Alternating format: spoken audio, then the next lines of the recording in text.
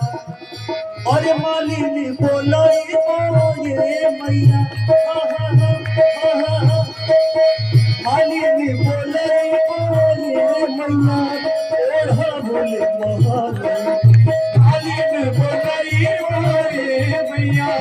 ओढ़ा बोले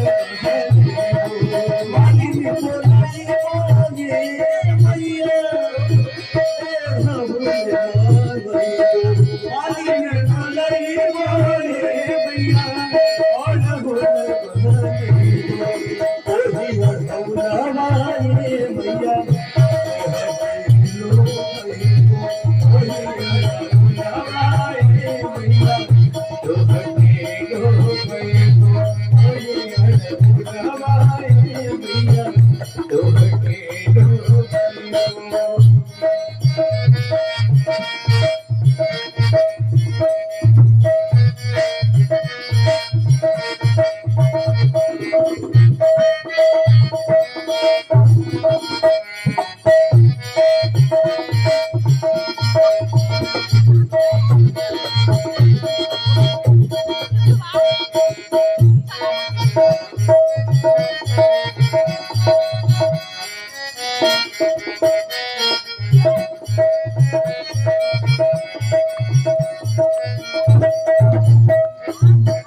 और का भाव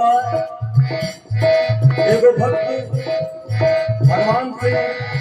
माई के दरबार में जाके का कहता कैसे कहता अरे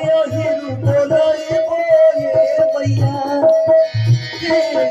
मैया मैया हो मैया